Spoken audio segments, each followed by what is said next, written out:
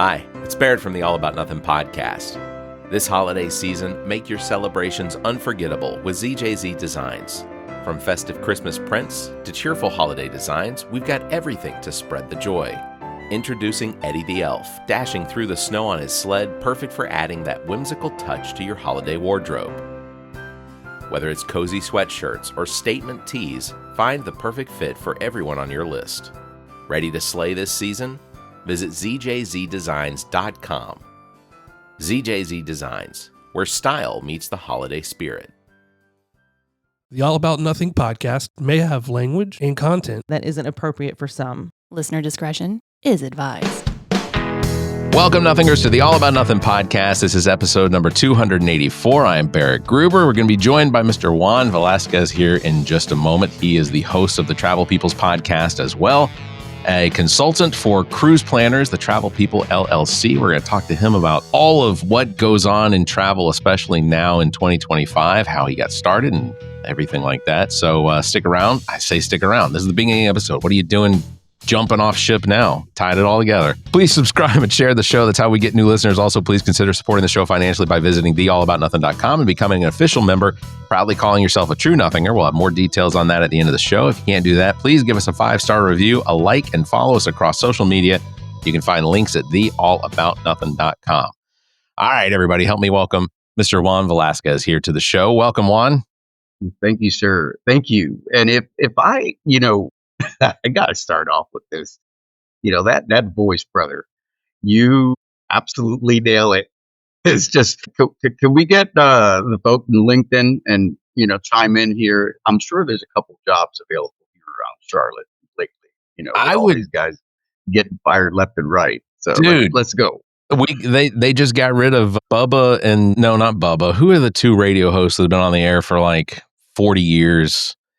It was a duo or whatever, but they were syndicated all over the country and they were being played here. And I recently saw an article that said that their show, and it wasn't important to me, but I can't remember the name of it now, but they just recently said that they were retiring or they have retired. And I was like, they phoned that show in like at least since COVID. Like, right. Everything I ever heard on that show was either a repeat of something or it was a joke they've been doing for 25 years or whatever. So I, kudos to their retirement. And again, I can't remember their name. Kudos to them. And maybe we have an opening now. Yeah, that's right. And you know what? I have friends in it that work in radio in Atlanta that live in Nashville and travel. He's Steve Barnes is a guy. He's on Next with Leslie Fram. They do their show every day, but they record it out. Like they record their shows pretty well in advance, I guess they record their segments pretty well in advance. Secret, spoiler alert. But like he does a lot of stuff with travel as well. But he is a drone photographer for resorts. And so he does all that sort of stuff. So he gets to go to these resorts for like a week and just fly his drone taking and I make it sound simple. It isn't. It is not simple. I've crashed plenty of drones. Hence why I don't own one now. So if you're planning a good Christmas gift for me, anybody, not a drone, maybe one of those plastic drones that nobody cares about, goes in the lake. Oops. Yeah. There goes $10. Yeah. We're going to set up a GoFundMe. Let's drone Juan. Let's drone me. It's interesting because I have this opportunity to do what we call familiarizations in the industry. And we'll travel to resorts or on cruises or to theme parks and explore. And you'll see these drone operators and their travel advisors too. They have the most elaborate setups. And I'll go up to them and I'll find out, do some networking, be friendly, and then come to find out that most of their business comes from exactly that, working as a marketing agent for those particular products versus selling travel. Lately I've found myself doing the same, coming to terms that, AI is a reality. People can just chat anything and put it in there and the algorithm will spit out some itinerary. But I remind people that, who you're going to call when your hotel doesn't exist because you found it on some platform that Google spit out that Yeah. says, hey, AI says and recommends, then you don't have anything to go to. Or, they canceled your booking and you don't have someone to argue with and talk with, advocate for you. But I would tell people use those platforms for daily itineraries. Maybe you get up in the middle of Hawaii, Waikiki, and you have nothing to do because you did it all. And you have 2 days to spend. There you go.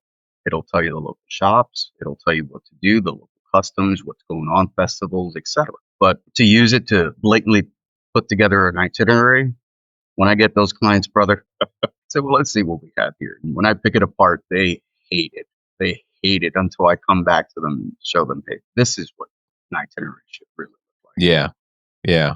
Can I just tell you, for those that aren't watching on YouTube, you need to at least go over and see Juan. If you haven't seen him on his podcast, the Travel People's Podcast, you have some of the deepest dimples I've ever seen. Like, you and my brother would rival each other as far as like the depth of those dimples.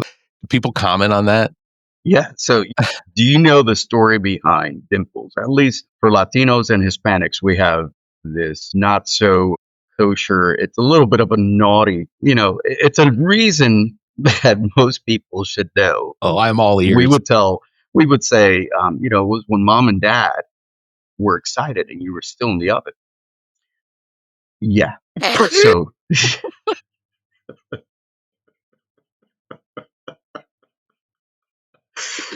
so there you go. Yeah, yeah.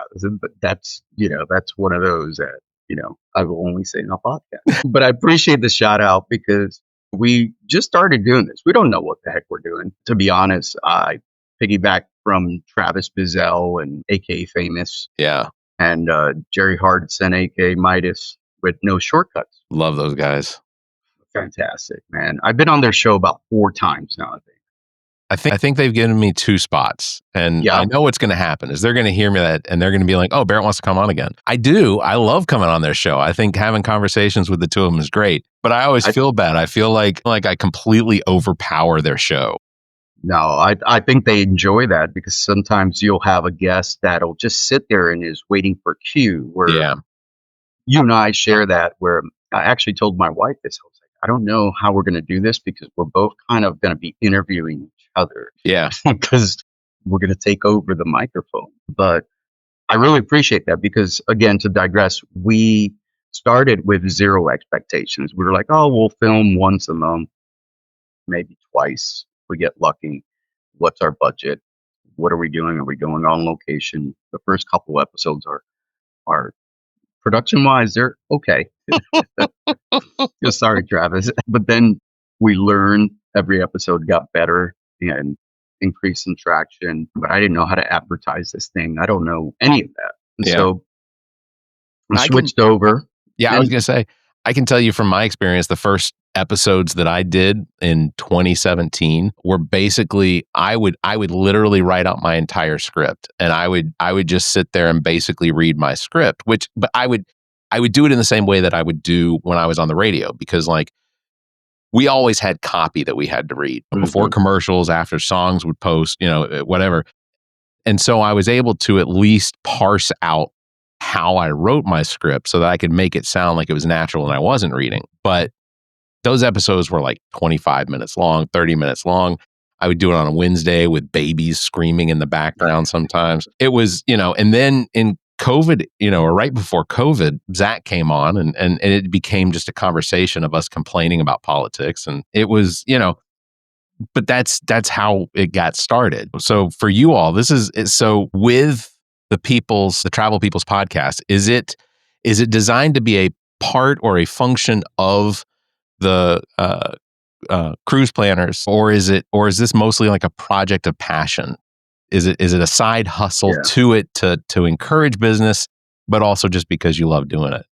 I think you probably answered it because it's definitely a side hustle that's become now a component of the business. It is a necessity of the business, especially to keep people aware that we're still here, and it avoids us from doing commercials or any print media, which is dead. So it allows us to be relevant, and people can come back and say, oh yeah, that's right, he still does travel. I need to book whatever it is, go to Europe. So it's allowed me to have that voice. But we did this season, we changed gears and we decided let's go into the community because I was politically motivated and you know, we have friends in common that we have supported, you especially. So it drove me to think, well, I'm already involved in the nonprofit sector. I do a great deal with them, but how can I get involved with local businesses and create a co-op? What is it that I love? I love beer. I love wine. I'm a connoisseur of both of those, or maybe sideways from time to time, or all the time. But the idea was let's go to all the breweries in York County and all the small businesses that sell spirits and have interviews with them. So we're in the process of doing that. And we've had a lot of fun talking with local owners about their own embarkation, right? To use travel words here, and their journey as they became who they are branded, whether it be Moore or Replay. And these are all breweries here in York County in Fort Mill, South Carolina. So hearing those stories allows us to also jump into stories of their lives, trips, weddings, destinations, and it brings an impactful journey that people can, kind of say, well, yeah, I kind of emulate that in a way, or I never thought about doing something so creative with a wedding package, going out to, I don't know, the rainforest and doing something exotic, right? Yeah. Or coming into the Sahara and doing something extreme, like, you know, doing marriage proposals on these SUVs or these, what are the vehicles? The buggies. Yeah, yeah. You know what I'm Yeah, talking yeah, about. yeah. Where the lion's about to jump I on mean, somebody. I've heard the stories, and then I get customers saying, "Hey, I heard your podcast, or I heard this. Can I do that too?" And it's great because then you have something that people can actually think that is realistic, and not just something on some Tom Cruise movie, where he's hanging off the side of the plane. Will you marry me? Lest anyone think, though, Tom Cruise has just victimized his body. Like, I have seen reels now that talk about just like bones that have fused back together in the wrong direction because in Mission Impossible he broke his ribs, and because he's so I guess motivated to get these movies done, he'll work through a broken ribs and get the movie filmed because ultimate the Scientology part is weird for me, but Cruise seems like he seems nuts, but he seems genuinely like such a good guy because he knows that the back end of the movie is where most of the production and everything gets paid. So the people that are working for this movie, like, they really benefit from having it finished. But yeah, no, Tom, he will forever be Peter Pan, but like, man, I mean, I don't think he's ever played Peter Pan. I just think he just Yeah. stays young. But yeah, he has beat himself to death. Like, just incredible. It's funny because I haven't had a conversation about travel or cruising without mentioning Tom Cruise, and it's on purpose. Because I thought of at one point naming my business Tom Cruise Planners, Okay. right? So Tom LLC, Tom Cruise Planners. But we went back and forth. The travel people just popped into my head, and I was like, that's what we do. We're the travel people. We travel all the time. Yeah. So there you go. How much of your year do you think that you all travel? Like, you all are actually away from home? Well, this year we had at least, we were away from home at least 35% of the time. What I mean, and I'm trying to think of the months here and how much we traveled.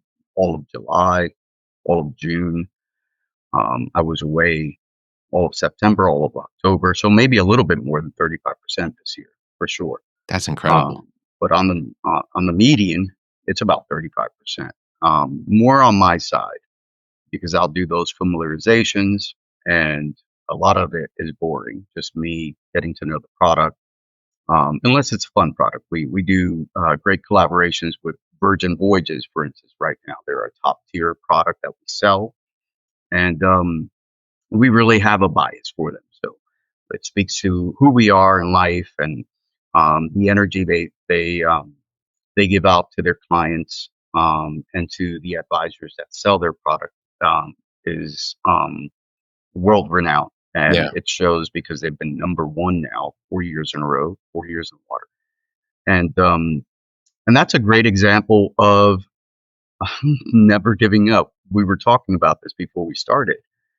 Um, we were talking about failure. And Richard Branson, here's an individual who battled not just the economics of putting together over, I think it's over 500, maybe you can Google it, businesses, Yeah. or maybe 700 and 500 failed or something like that. But could you imagine? Oh, I started a business and it failed, and I go crawl under a rock. But this man started almost 700 businesses, Yeah. and each one of them had its own, drawbacks and failures. But he said no. At 80 something years old, he said he never stopped being motivated to succeed. And Yeah. here we are with Virgin. It's amazing, amazing story. Sir Richard Branson. Yeah. And he gets to invite the healthy presidents to come down and Yeah, go wind sailing off his private island. right. These, I call them catamarans, but I might be wrong, but they look like it. I will just say this. I have it scheduled to send an email every single month asking for Sir Richard Branson to adopt me. Both of us, please. It's a 2 and 4. What does your daily hustle look like? What does your day look like as far as being a travel agent? Because So boring. I mentioned to you that we have used travel agents over the course of since we've had children. Hmm. Hmm. Because before children, it was easy just to go someplace and do whatever you wanted. Right. With kids, it's far easier on us to have a schedule because then we can say things like, no, if we don't get out the door in the next 5 minutes, we're going to miss the tram, which means we're going to miss the bus, which means we're going to miss our time in line, which means you're not going to get to ride Small World. Everybody needs to ride. It's a small world, man. Yeah. It's the one ride that you must do. I don't care how old you are. And you've never been to Disney. That is the ride that you purposely go. And then the Dumbo ride. Well, yeah. The Seven Dwarfs Mine Train, I think for me is easily one of the it's one of the most fun roller coasters. And I don't do a whole lot of like the extreme rides. I think Okay. I have one video on my YouTube of me doing the slingshot, but I was 300 pounds when I did the slingshot, and they had to put somebody else in the seat next to me to level out the weight. But they put the smallest dude. I'll send you a text with the link to it because it's pretty funny to watch. But they told me they were going to have to sit somebody next to me just to make sure that it evened out all the weight and everything. And when they put him in the seat, and I was like, I could eat him for lunch and potentially still be hungry. But he told me, he said, all right, when it slingshots up, you kick your feet out so that, you do these rolls and whatever. And it was a trip. It was a great time, but That's funny. I don't do a whole lot of the extreme rides, but I do enjoy roller coasters. And I think Seven Dwarfs Mine Train is probably one of the Aerosmith rock and roll roller coaster, I think is a really good one. But anyway, sorry, we But digress. my day to day, you can actually describe it as a roller coaster ride, right? You're going up that chain is popping, and you're just kind of clanking along. And that's really how it starts. I'm looking at who's on my docket, prioritizing from either budget or length or timing, and they might need it right away. And then I'll start my research before I do any calls or emails. I'm going to research the client, not the product that they're asking for. So I want Okay. to know this is a legitimate person. Have they traveled before? Yeah. I want to do my deep state research. Thank you, Facebook. Professional stalker in the house. Can I give you some names? Just pass those along to you. Yeah. Okay. Let's go. I can't see them, so maybe you can. It's so funny, but and then it helps when we get together on a call, and they'll say, "Oh, wow, so he really does get me," or "Oh, wow, he understands exactly what I'm looking for," because I want to know the individual. I really don't care whether you're spending $1,000 or $100,000. If you spend $100,000, well, maybe I do care. But you know what it is? It's a relationship.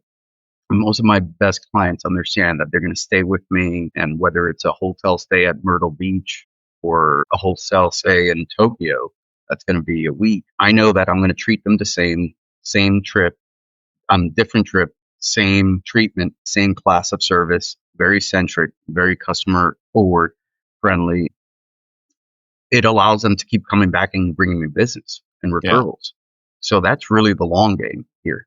So every day I try to play the long game. You know, I prepare for that long game. But the research part of it, that's where the roller coaster part of it, that's where the roller coaster ride comes in. You go down the rabbit hole and you find out that the supplier doesn't have what you're looking for. So then you go uphill again, searching for a new provider, and then you come back down and you're hoping you're going to hit that loop, that fantastic loop that everybody likes. Yeah. And that's really what happens. Some research could take me days, just to find the right opportunity to meet the budget, to meet the excitement level, to curate an itinerary that makes sense and keep it budget friendly. I'm going to mention that word again and again and again. Budget. I get clients that'll call me and say, "Hey Juan, can you find me 5 days on a cruise? It could go anywhere, any ship, any cabin, but I don't want to spend more than $300." Sorry, what? Yeah. Are there any cruises that exist besides No. like a fishing boat? Like $300 for 5. That's like owning your own house and not having a mortgage on it. I think I still spend more than $300 every 5 days. Like, Are you I can stay kidding me? home and spend more than $300 in 5 days. I spend more paying my Amex payment. Are you kidding me? I bet. They're like, "Yeah, can you do?" I'm like, "Do you realize what you're asking?" Sometimes it's just unrealistic, and I bring them back to earth. I'm like, "All right, let's come back down from that rocket. Elon sent you too fast. You're out of brain cells. You're all wrecked up there, and let's get you back to Earth. This is what's going to happen. This is what you're paying for." Yeah. No, but You'll get. I was going to Go say, ahead. I do have a cocaine shack in Venezuela that is looking for trade out. You know, you Yeah, there you go. pound coca plants for a week. They will they will feed you. It's rice and That's it. lettuce, but I mean, it'd be fantastic. The ultimate all inclusive. yeah. You know what? I've never done cocaine before. I maybe I'd consider that one. Maybe. I'll say this. I read this somewhere, and I don't know whether or not it's true or not, but it was the New York Post, so it probably isn't true. But shout out to the New York Post, one of the longest running newspaper whatever. Shout out to the New York Post, right? By the way, they've invaded my Instagram and Facebook algorithm feed, so I don't know how to get rid of them now. Yeah. I liked one post, and that's it. That's all you need to do. That's all it took. That's all it takes. That's it. Yeah. I just followed Lin-Manuel, and Alexander Hamilton came up all the time, and now it's the New York Post. It's crazy. I do love Lin-Manuel though. But one of the things that I really wanted to get into on this episode is people need to understand the politics of what's going on in travel. Absolutely. And picking on the New York Post, they've actually done a good job about highlighting what you should be avoiding. There are obvious countries like you're not going to go to Afghanistan unless you have family or you need to, fight in combat. I know a kid that's going to Afghanistan this month. God. But he's going there as a reporter. Okay. See, there are purposes, right? You have your careers, like this gentleman, or maybe you have family, just all kidding aside, right? Yeah. You may have family, but you're not going to find a direct airline that's going to just take you to Afghanistan. It's going to be a journey. It's going to be dangerous. And that's the extreme, right? The lesser of extreme is Cuba, right? We have restrictions and so forth. but we still are available to travel there for religious purposes. And, we'll have clients that say, well, we're going on a mission trip, but after that, we're going to do dot, dot, dot. And I'll explain to them what the State Department requires and what hotels they can stay at and what the local government requires them to do and check in daily, whether it's providing um, information about the photographs that they took on their Wow. excursions or how much money they spent and to whom. So, it could mean being detained or being told you can go home. But, politics, and those are the extremes. But just going to Mexico right now, I have couples that'll call me now and say, hey, is it safe to go to Mexico? I'm personally not going to tell them yes, but I'm also not going to say no. I'm going to tell them, look, this is what's happening in the world right now. Are you aware of how easy a comment could become a misunderstanding or local? I think it was George Bush that said that we're the ambassadors of our countries when we travel, especially U.S. citizens. Right. I've traveled to far and wide places. And this summer, when my wife and I went to Lisboa in Portugal, the conversation was about, you guys really elected a great guy over there. And sarcastically, right? Oh, okay. Whew. And I'm like, not everyone feels that way. Well, that's not what we see in the media. So it's one of those things, you never talk about politics, you never talk about money, you never talk about religion, but people are talking about it. When you're an American and you go to these countries, that's the first thing they're going to ask you. Hey, are you a Orange Man supporter or are you BLM? Right? They don't understand any of the concepts because they all think we're wacky and crazy right now. They Yeah, truly do. I They believe don't it. understand America right Well, we have skirted away from normal by such a dramatic, like, it's almost like we've been hit by a train and now. Hmm. we have been pushed so far off the tracks. And it does, I can absolutely see where a lot of the world, places that we would potentially travel to, that the only information they're getting is what their news is reporting, but they're Hmm. reporting on what our news is reporting. So it's not firsthand reporting that's being done, it is secondhand reporting. And it's almost like a game of telephone. I tell you one thing, you tell the next person one thing, but it's slightly degraded, and then the next person that person tells somebody else, and it's a little bit more degraded. And by the time you get to the end, and you're trying to see what was matched up to the beginning and the end, it's usually, especially when it comes to news, even though this information is sourceable, you can cite what it is where you got it. There's always going to be an adjustment to it in order to make it. Hmm. Usually it's simplifying it for the people that are going to be consuming that information. But yeah, I mean, to go to Lisbon, Portugal, Lisbon, Oh, Lisbon, Lisbon. Lisboa. Yeah, to go to Portugal and have someone comment on it, because when I was in Mexico I was in Cancun and the Yucatan back in like 2005. And so it was after 9/11. We were on a tour bus going to see Chichen Itza at a point, I don't know, it was like middle of the week or whatever, but we were on a bus with several people that were from Europe. I want to say France. And that was one of their questions was, you all have gotten us into this war that does not seem to have an end. And that was 5 years after it really started, because 2003 was Right. when we invaded Iraq. And they're like, we just don't see the point in us being pulled into this war. And I'm like, it wasn't me. Right. I didn't do it. So being an ambassador for the country that you're from is difficult, because especially if Hmm. you don't agree with some of the things that are going on. Well, and then you'll have that one guy on the trip, the one guy with, the nice red hat and the big old American tattoo. What is he You know, doing outside of the country anyway? right, right. And, look, I love everyone, but Sure. here's the thing.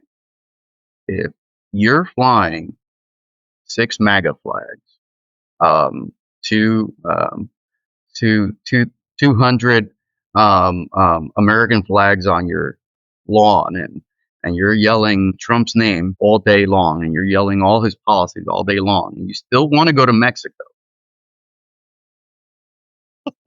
Contradiction. You see this? Yeah.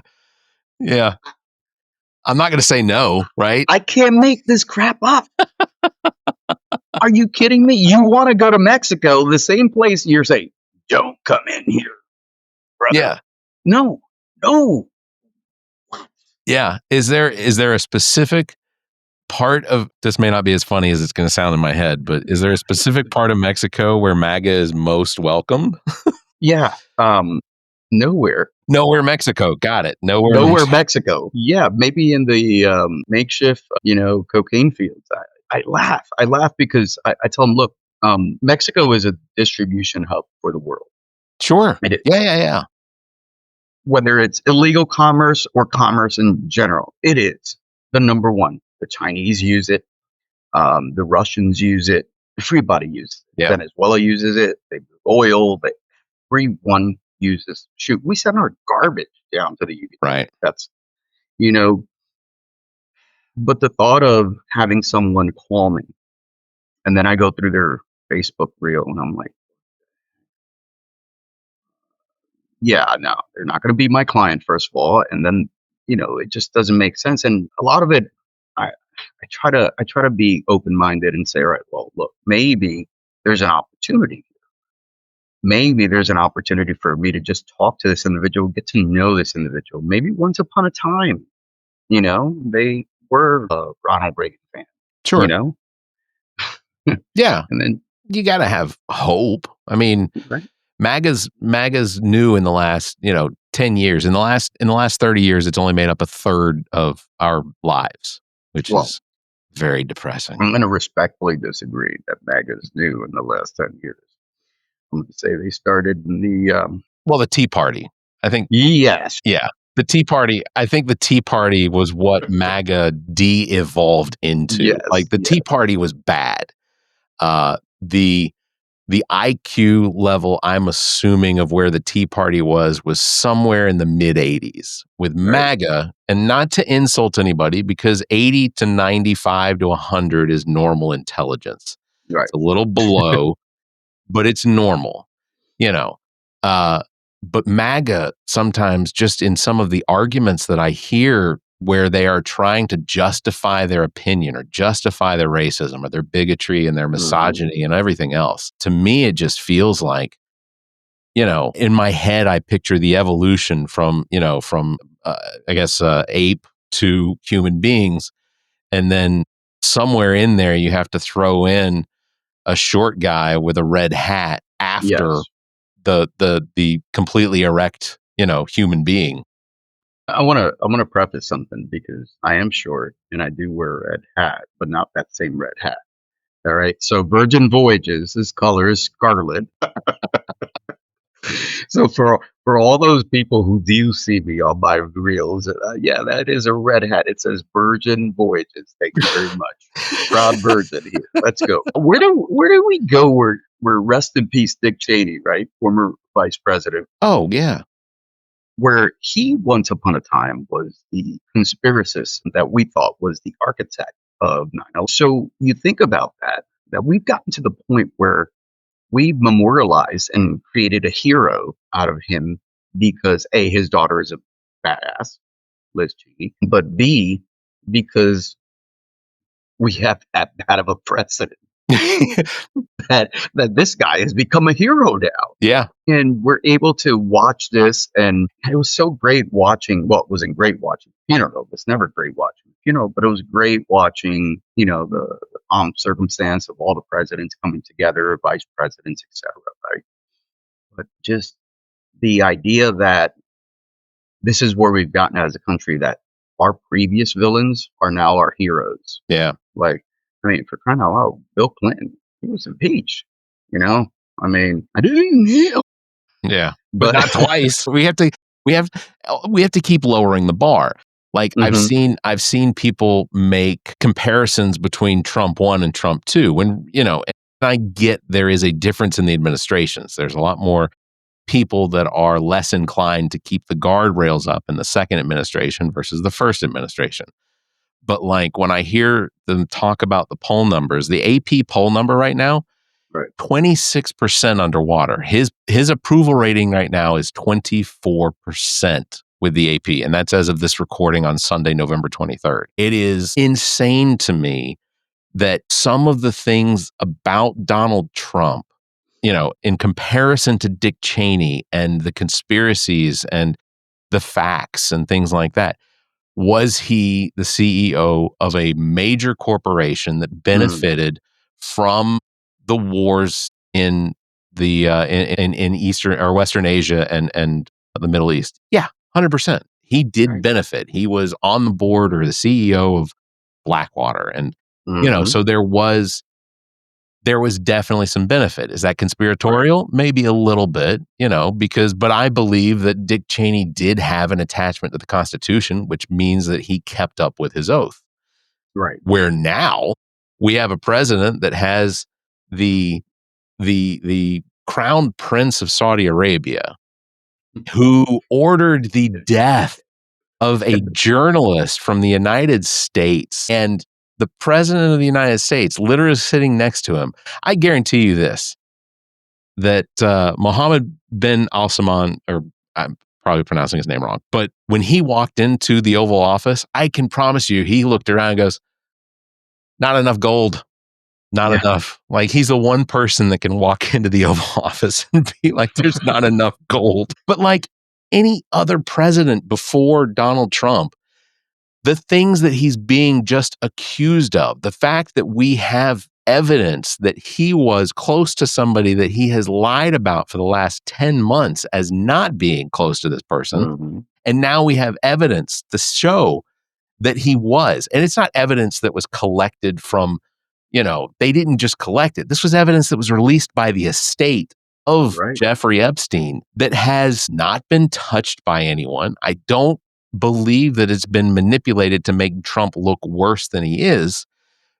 But any of this would have been enough to take anyone else down. Oh, The yeah. CEO of a Right. company would be done for. Right. And Donald Trump just sort of skirts by. And it's probably because MAGA Mike Johnson is not inclined to, we've digressed, but what does Donald Yes, Trump we have. have on MAGA Mike Johnson that keeps him so in line? He's going to be the next vice president. If Trump gets kicked out of office or that he passes away, MAGA Mike Johnson is absolutely going to be JD Vance's vice president. That is 100%. I absolutely believe that. Yeah. And I'll be honest, I'm probably okay with that. Right. Right. I dislike MAGA Mike Johnson's behavior in reflection of Trump, but without Trump as the anchor, I think it's at least possible we could reach normalcy, or at least I a agree. semi-normal. I think so. What people don't understand is how this is affecting travel, Yeah, the please. travel economy. Airlines have to reshift and focus on different itineraries or charge you more because they're avoiding certain areas that have no flyovers or American no flyovers. And people don't understand, oh, it's taking me twice as long to fly. Why am I connecting? Why is there an 12-hour layover? Well, because the US government is having a secret war in that part of the region or wherever it might be. The same thing with cruises. Cruises have been interrupted, especially in the Middle East. And you talk about Holy Land tours, big industry. Religion is a big industry. Yeah, Um, always has been. I tell people all the time, look, I'm a God-loving man, brother. I am a JC, not Jay-Z all the way, right? But he didn't come here to start a religion. He came to start a movement, the way of how God lives in your heart. And, we follow the wild goose until we, get there, if we ever get there, right? Religion was created really, and that was really the spawn of travel. People began to travel to spread the word, to spread the gospel, to I'm a bit of a nerd. I'm going to nerd out here, right? You're good. Because I took theology in college too, so But you talk about the age of exploration, right? The Yeah, 1500s, right? That's really when we started conquering the world, right? sure. We came over here and we're like, we're putting our flag. This is ours, guys. Sorry, Indians. Gotta go. But we created it so that we can expand commerce.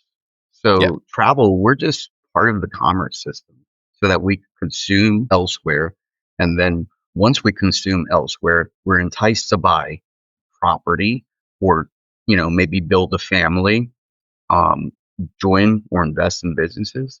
I know folk who live out in the UK and Ireland and they follow the day to day news here because they're fully invested in the stock market. Yeah. So it's imperative for them to know what's happening in politics and what's happening in whatever they might have invested pharmaceuticals.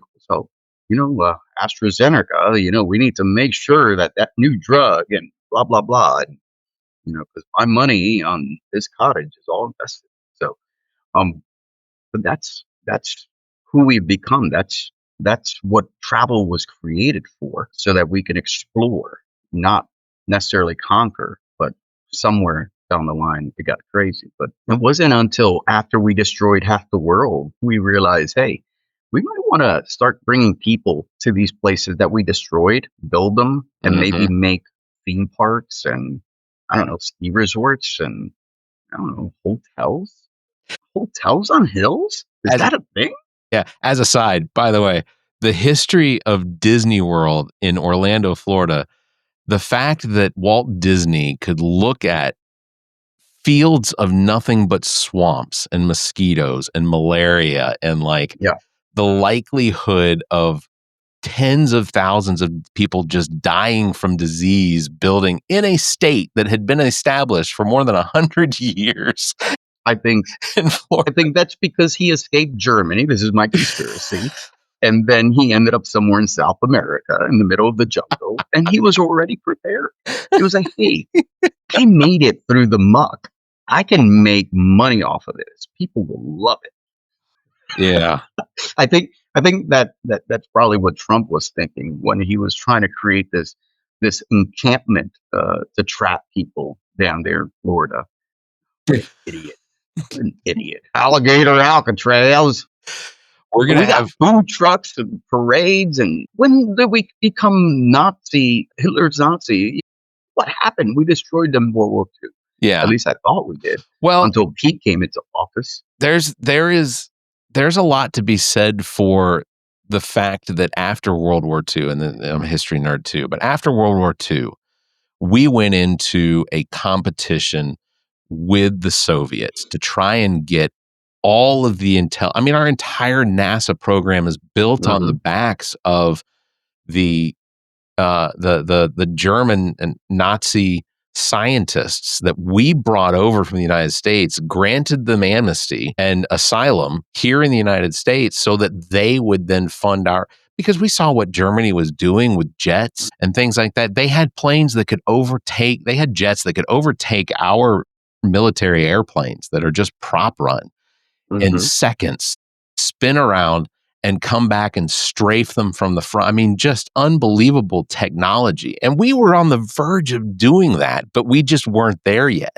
So we did what we had to in order to keep our frenemies, the Soviets, from taking all of that intelligence. And, and then it went into, education and things like that. The fact that the Soviets, for 30 years were investing in the intelligence and education of students. And then by the time we got to the 90s, they're putting satellites in orbit Hmm. and we're playing catch up, So With ketchup with ketchup. I always love to tease about that, but it's so true. Travel really didn't explode here in the United States until World War II ended, when the FAA was formed and Eisenhower was in office and yeah.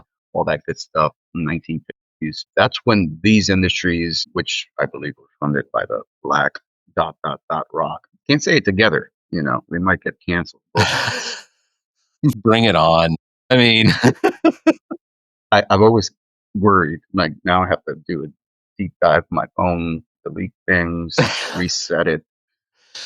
I don't blame you. Honestly, I do wonder. I mean, as far as, where is it that your family originates from?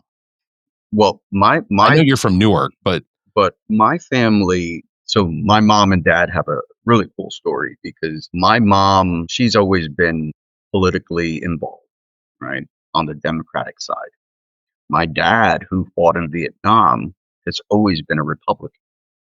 So, but when they got home, none of that mattered. It sure. was, no one talked about politics inside the house. My mom was one who worked on campaigns for people like Mayor Sharp James in Newark, Cory Booker. My sister still volunteers and is participating. One of 11 sisters, one of 11 kids, I should say, 7 sisters.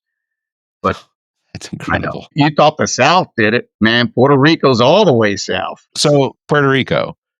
Puerto Rico is the origin story, but before that, we tap into Spain, Okay. Portugal, and we really don't know where my grandfather on my mother's side came from, but there's origins to Italy by way of Cuba. So, you know, we're really proud of our heritage and our Sure. roots. My grandmother on my father's side was native to Puerto Rico, Okay. so that makes us Native Americans, technically, Yeah. although we're not recognized. But who cares, right? I mean, I guess there's other things to be recognized for, but I'm gonna say if you pay a lot of attention to what's happening to the indigenous peoples in or South Dakota and North Dakota and Montana and things like that, it's insane. it's almost better to go unrecognized as Yeah. having ties to the first people here in the North American continent. Right. I mean, I think my exploration and my passion came from my dad being an explorer himself and wanting to do things. But here's the irony: he never traveled. We would go on vacations, and he'd say, "All right, you guys get on a plane with mom. You're going to go Puerto Rico or Florida or whatever it is." He didn't like to go. He liked his home, quiet time. At least that's what we thought. We thought he worked for the mob. your father and I would get along so well. I'll let him know in a couple hours when I get to Florida. Oh, that's awesome. It's travel. Travel right now. What I will tell people is this: be patient. Grab a travel advisor. There's no reason why you shouldn't use a travel advisor. It's free. We get paid a commission that you are already paying when you book a product, whether it's online, Expedia. Shout out to Expedia; they're actually one of our partners. Or you book American Airlines. I'll give them a little ding. Yeah. Any of these products, they're going to charge you a commission. It's already embedded in the cost. Right. We're here to be your concierge, your advocates, and to help you plan and prepare. Hey, Juan, there's a hurricane coming through, and that ship itinerary is scheduled to cross paths with it. What's going to happen? And I'll usually tell them, hey, what they'll do is they'll cancel some of the ports. You'll get some money back, or they'll redirect the ship. Or if it's extremely dangerous, the government would mandate the ports closed and you would get a cancellation notice, etc. But next, I encourage people to use travel insurance. I get insurance for my concert tickets. Are you kidding me? Like, I don't care what it is, unless they're like nosebleed tickets, I'm going to get insurance. Are the concerts you're going to like the ones that I would go to, which is the reason that I get the cancellation insurance I get the insurance on the tickets because there's a potential that someone from the band is going to die of old age? Yes. Yeah, like Metallica. I'm like, all right, son, we're going to go see them, but it's possible. It's just possible, but yeah, it's easy. We have insurance for our vehicles, at least all of us should. Our homes, our health. Well, we would hope that everyone has health insurance. Dang it. But why not travel? I mean, it happens all the time. It happened to us in London. We were flying back home from the UK and one of our bags got lost. Yeah. Here it is. I'm the travel advisor traveling and my bag gets lost. It gets swallowed up by Heathrow. The Heathrow monster ate it. But that's what you had travel insurance for. And you're like, hey, how much can I claim? Well, you can claim up to $1,000 per bag, sir. I'm like, hoorah, let's go. Let's go shopping. Yeah, but what if that bag had your laptop, or Yes. the $1,000 won't cover everything? Well, so that's where, and that's a great question. So, first of all, no one should be putting their laptop in a check. Fair point. Right. I've watched. But because no, that is just crazy because those bags are getting scanned, guys. They are going through the same check as we do when we cross up. I hear people say, "Oh, but our bag is going to go straight to the plane." No, there's a process. There's Yeah. these X-ray machines. They're getting scanned. There's dogs down there. There's all kinds of scary monsters down there. I watch enough movies to know this. Horror movies, especially South Korean movies. Shout out to South Korea and their zombie movies. But I think the genius behind travel insurance too is that it pays for itself in essence. Yeah. There's the wrong way is losing your bag or getting sick before you travel or missing a flight, and then now you have to pay for a different flight because the airline says you don't have the pre-departure protection. Um, it's just common stuff, just real easy. A couple more dollars. I see people, they'll say, "Oh, I paid $59 for my seat." I'm like, "Okay, cool. How much you pay for your bag?" "Oh, well, the bag was only $45. "Oh, okay. Jeez. How much did you actually pay for the airfare?" Because the cabin seat, check bag, oh well, it was like $109 more. Okay. All right, so far you're doing good. You're going from Charlotte to maybe LaGuardia. You're doing good, right? It's when I see them eating at Panera Bread in the airport, and I'm like, all right, you're gonna spend $45 at Panera Bread or Starbucks or Chi-Chi's or whatever they're calling it to have an egg and cheese sandwich in the middle of the morning because there's nothing else open, but you wouldn't pay to get a better seat or a better package. You'd rather sit in misery and spend on a vending machine $6 on a Coca-Cola Yeah. when you Yeah. can get it for free on the plane. Part of the Just don't get it. experience. Yeah, I get that. And ultimately you're exactly correct. But I am obviously, I'm going to admit it. I'm one of those individuals that you would be questioning my intelligence just based on, I wouldn't go to Panera's. Like, I would probably be eating in the line for the TSA check. And then I would find a seat in the corner away from everyone. Like, I can't knock that though. I can't knock that. oh yeah. But I will Especially if say I'm this. about to be on a canister with potentially, whatever sicknesses. But I also recognize science and that air is so well filtered on planes. The idea that anyone on a plane was getting COVID from someone else on a plane is just purely based on the science of air circulation and filtering is absurd. I think that the CDC at one point said that there were less than 1% of transmission of COVID of people on planes, just purely because that is the most air filtered circulated system that's ever been created. So, there's something to be said for that. And my paranoia. Look, I'm an avid believer. Here's another conspiracy theory that our planes are not being fueled, and we're just, we're using that hydroponic, or I'm not smart enough to know the words for this, but you know where I'm getting at, where the air circulates in one way and outward, and they're using water, and it, it's a gimmick. It's a gimmick. It's a gimmick. Well, let It's a gimmick. me ask you a question. Travel inside of the United States, Mm-hmm. is there a difference in accessibility of using your passport to travel versus a real ID? No, really, right now, no. Eventually, yes. Eventually, it's going to be more commonplace to use your passport or passport ID to travel within the US or the Okay. territories. In fact, there are some flights by Delta and American Airlines that require you to go into Puerto Rico with a passport Really? ID. Yeah, so these are just test runs that they're doing, and they're not going to deny you if you don't have it when you get to the airport, because not an FAA regulation or rule yet, but when it does pass into law, it'll be something that's going to be swift and it's going to take everyone by surprise. But the key is to get the real ID first. Once you get that real ID, you're going to have a pathway to get your passport and everything else quicker.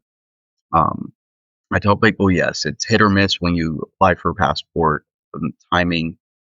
But if you do have a real ID, if you have an updated birth certificate, and you haven't moved more than 3 times in the last 10 years, you're more than likely going to get your passport in 6 weeks. And it's going to benefit you in the long run domestically to use one. I would encourage all my Latino and Hispanic friends who are natural born citizens here or have gotten their citizenship or have a green card, or those of you who can apply for a visa extension, do it now. And those of you who can get your passports, do it now. My wife and I are headed on the road and we're taking our passports. We know that it's uncomfortable to have to explain that, first of all, no one in this country, we live in the United States, we shouldn't have to be stopped at a checkpoint to identify ourselves. This is not, Belgium before the wall came down in Europe. This is the United States. I'm trying not to get angry because I understand. Well, But- let me ask you: have you or anyone close to you been through any sort of situations with ICE? before you even asked it, yes, You knew it was coming. So in October, I did a product review for a company I'm going to leave unmentioned because they're not at fault. They're a great supplier. We had the opportunity to go together, but I decided to go by myself. And it was going to Canada, getting on a cruise ship that was being repositioned to Miami. It was a maiden voyage, and this is a brand new cruise itinerary and a brand new ship. And when I got into Canada, I felt, all right, well, this is okay. You're questioning me. I'm coming in for a project. It is work related. And, right now I check all the boxes with people trying to come into Canada and saying, hey, I'm done with America. Right. And, but I had enough money and enough evidence that after an hour, they were like, okay, you can go. But An that's hour. Canada. And I know. I mean, they were super Canadian friendly though. Like, Sure. I probably was gonna get. I don't know. I thought I was gonna get like a breakfast sandwich or something out of it, but these people were just super nice. They bleed Like, maple nice. syrup. I mean, shout out to Canada. There you go. Shout out to Canada, Canadians Yeah. for being super nice to Americans who are like us. Anyway, when we came back into the U.S., this was a first for me.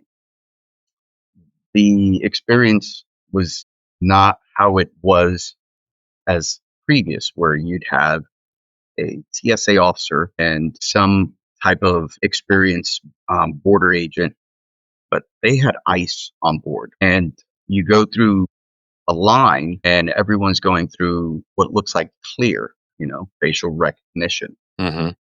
You've already given the cruise line your passport information, so everything's already stored electronically. And in order to streamline and get 2,800 passengers through this system plus employees, they use their facial recognition. When they got to mine, they sent me to secondary. Then they sent me to a third line all by myself. And they wouldn't scan my face. And then it just went and spiraled to, can you go meet that gentleman over there? And he's going to interview you. And then it went to the ICE agent literally saying, no, he is mine. Those were the words he used. He is mine. And I'm open about this because I actually spoke to a reporter 2 days ago about this, and hopefully they'll publish a story in the Charlotte Observer. So it was an hour and a half of being grilled and interviewed by this idiot with a giant dog. I have all this expensive camera equipment with me because the point was I was getting off in Maine to photograph the port and then come back on. So this was just an excursion. This was just you leaving the boat to go back onto the boat. Well, no, this was part of the process of re-entry into the U.S. U.S. But waters it's and such. it so happened that at that port, we were also allowed to get off and tender over, which eventually was canceled for other reasons. But we, I went through a situation that 99%, I have no claim to that statistic, but I'm from my own personal perspective and viewing, no one else was brought through that process. I asked other individuals on board, other employees, guests. No, they thought it was insane. Do But you? the demographic Yeah. was, I was a 1% demographic that looked like me or was even my age, Yeah. especially for an itinerary like this. I have such a difficult time in understanding the profiling. Like, is it that they saw your last name? Did they say, Velasquez and said, okay, this is one we need to flag? Is it, but see, that doesn't work because you went onto the cruise ship with your Hmm. passport, with, all of the information tied to your individualism based on the common working file that the Social Security system uses. And I know all about the common working file for Social Security. I worked in Medicare for almost 20 years. And so I know every single thing, every single data point that, 15 years ago was available through that particular database. Hmm. Um, and, country of origin, how you are tied to individuals that came before you, your parents, their parents, whatever that information available in that system is there. And it's tied to your Social Security number, which means that any law enforcement agency, including immigration customs enforcement, Right. has that access to it. So that there isn't any, to me, there isn't any validity to pulling someone with your name aside because of the fact that your family has been of the United States for at least 2 generations, now 3 generations. Just, I don't understand it. It Well, feels less like security and more like intimidation. yeah. And I had a great conversation with a good buddy of mine from church, and he took me out to breakfast because he says, "Juan, I want to really talk to you about something. I heard your story, and I got to tell you that's not how I roll." And he's telling me, and it's great. The real calm here is this is no longer an immigration issue. It really is. And for anybody to tell me blatantly that this is an immigration issue is lying. Because my wife and I, we have a strong stance on immigration. I mean, we are one of the most polarizing individuals there is when it comes to politics because we don't lean to one political ideology or another. We lean towards logic. And there's none of that right now in the current administration. Yeah. But this is a deliberate attempt to target migrants and individuals who are coming into this country and then just collectively categorizing every single one of us in one hub in order to make a point to rid of the country of us. But what doesn't make sense is that all of this money, all of this that's being spent upon this operation has brought zero results. You've destroyed families. Well, Hmm. not you and I, but he has. He has ripped apart the fabric of trust in our communities. I don't know who to trust. Barrett, I am intimidated by some of my white neighbors and friends. I grew up in Newark, New Jersey, brother. I grew up in the hustle. I Yeah. grew up in some mean streets. Yeah. And I'm not gonna be ashamed about this. I was pretty bad hombre. I was a bad dude. I was always in a scuff. But right now, no one talks. And the first thing that, at least in the South particularly, is everyone raises a gun right away. I am fearful for being pulled over. I'm fearful for my son while he goes to school in Florida. Are you kidding me? My son is the exact replica of Carlos Santana, which, by the way, I have a bone to pick because, I got to have a conversation with the wife because more and more he grows, the more and more he looks like Carlos. How old is your son? He's 18. I don't think the god of the guitar has been fathering children since your son was born. You know what? You know what, though? It's entirely possible. In some Marvel universe, through my son's guitar playing, which he's a guitarist and Is he? musician, That's awesome. he probably plugged in his guitar to his computer and it manifested Santana's music into his bloodstream. Yeah. Yeah. I'll You know send what? you a picture. You know what though? If you were gonna have your wife have the child of someone, Carlos Santana's got to be one of the top ones. You know, Yeah, but let's him go and back to Muhammad Tom Ali. Cruise. I mean, come on. Could you imagine having a kid with the last name Cruz? I mean, I'll go back. That I'm would have going been to change good. my name to Cruz, just my stage name. People, That would have been good. Crazy. I know what you're saying though about like the neighborhood you live in, because I live in a very red district and isn't really noticeable if you were just to see the neighbors on my street. I live next door to Jose and his wife, and they have lived next door to us now for about 4 years. Jose is Dominican, and I can say that at the age of 70, I wish that I had known him since a child, since we were children.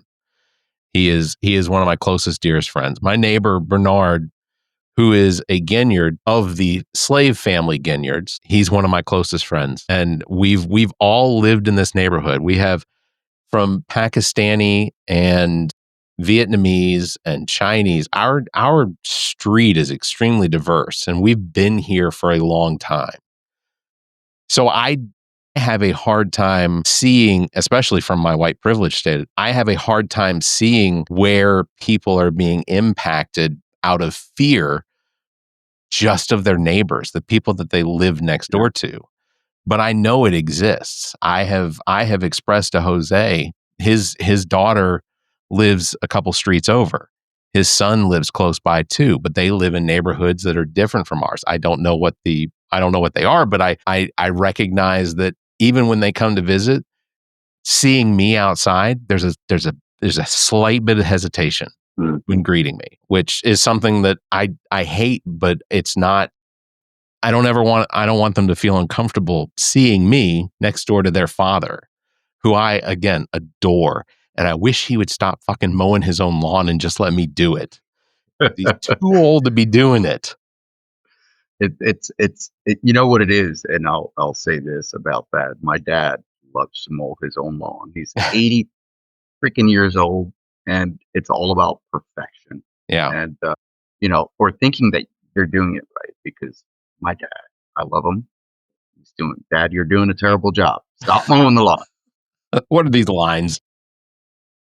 What is these circles? What is this? like those alien crop circles. Crop circles, yeah. It's wild. But I'll tell you this.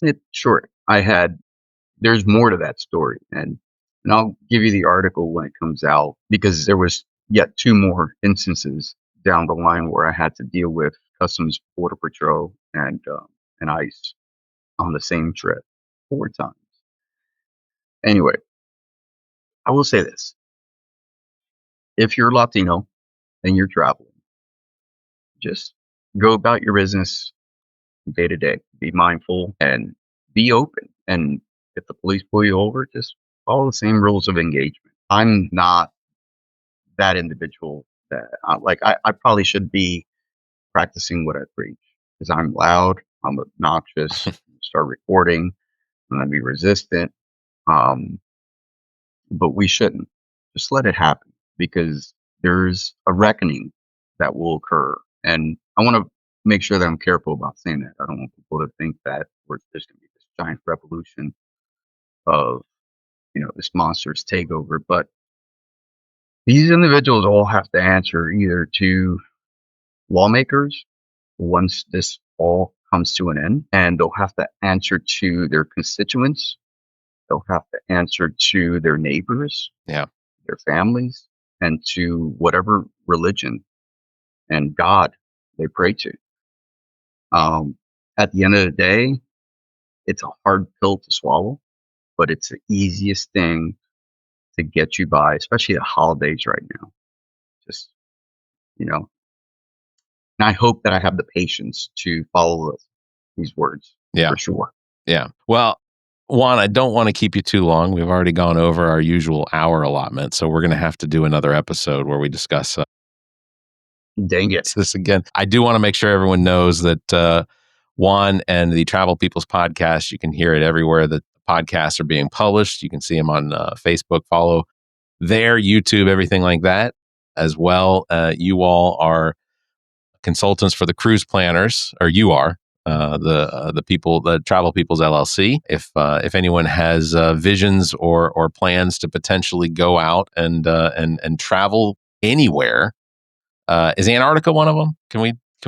I would definitely recommend Antarctica. Yeah. As a matter of fact, I have some really cool itineraries. Huh? So I'll plug this real quick. 803-280-47. Yeah. I will make sure to add all of that into the show notes as well, so that people know how to get a hold of you. And ultimately, I got to go to Wilmington in March, so maybe you can. I'll be busy the whole time, so I don't get an itinerary. But I may potentially look for a recommendation on hotels near the convention center. Definitely. It's a long walk from where we were last year. Well, listen, Juan, I really appreciate you being on the show. I appreciate getting to be on your show. I thoroughly enjoy it, and I like what you are doing to promote the local businesses in the Fort Mill, York County area. Because while, I'm not an avid drinker. I don't know mostly anything even researchable about alcohol. I do, on rare occasions, I will indulge, but for the most part, I don't like the way beer tastes. My heart just broke. I get it. I get it. To the dark side.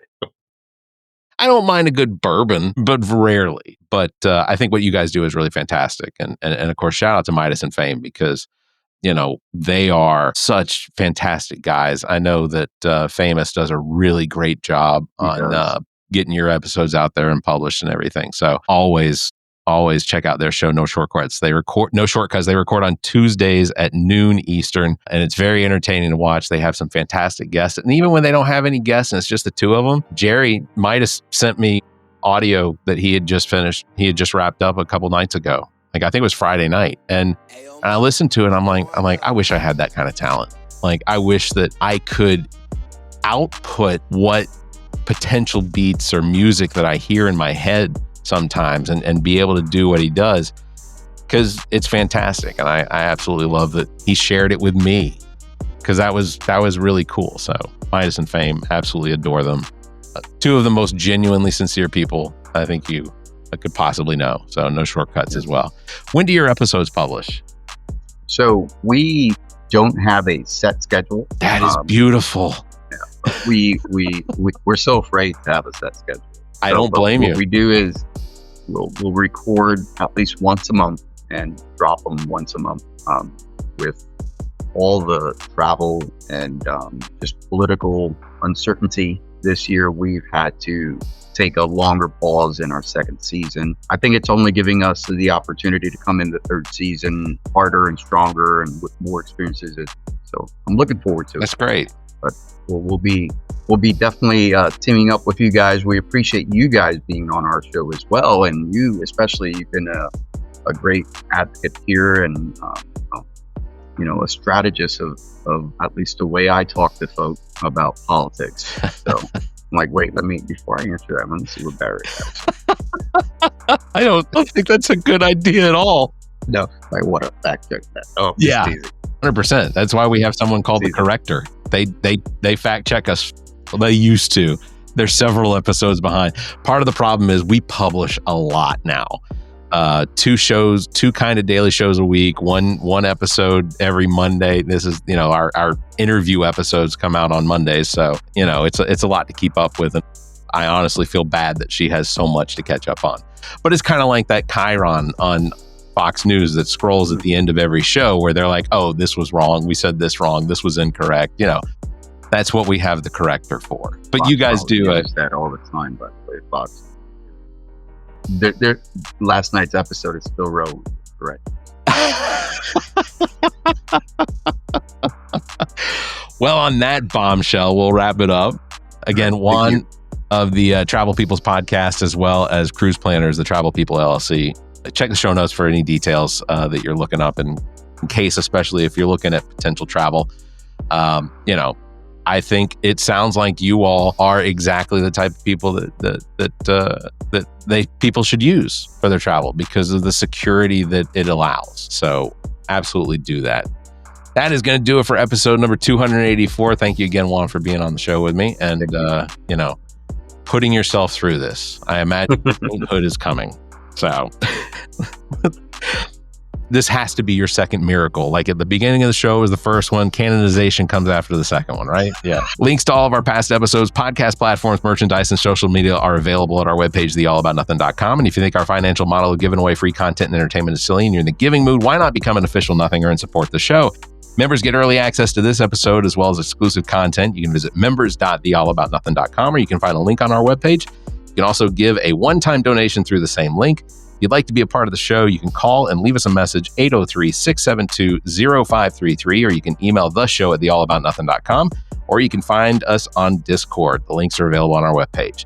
Thank you very much, everybody, for listening. You all stay safe, be kind, and keep your hands to yourself. The All About Nothing podcast is a product of Big Media and produced and engineered by me, Barrett Gruber. Thanks to Cake for our intro music, Sick of You. You can follow Everything Cake, the band, at cakemusic.com. Thanks to Muff, the producer, for our outro music. You can follow Muff on Instagram at Muff the Producer. You can follow me across social media by visiting Linktree/Barrett Gruber. And you can follow Zach King on Linktree/AAN Zach. Want to support the show? Visit our webpage, theallaboutnothing.com, and become a member. There are several tiers available that give you early access to episodes as well as exclusive content. To find links to our social media, podcast platforms, and merchandise to support the show, as well as past episodes, visit theallaboutnothing.com. If you'd like to be a part of the show, you can email the show at theallaboutnothing.com, or you can call our number and leave a message. Dial 803-672-0533. If the time between these episodes is more than you can handle, check out our sister shows. What the Pod Was That with Carrie, Zach, and myself. Welcome to Wonderland with Ami. Politically Speaking with Erica, Kirsten, and Emily. And Black, White, and Blue in the South with Dr. Jameel Brooks and Bill Kimmler. Please subscribe and share this show. If you're on YouTube, please subscribe and punch that notification bell. Thank you for listening and hear us next week.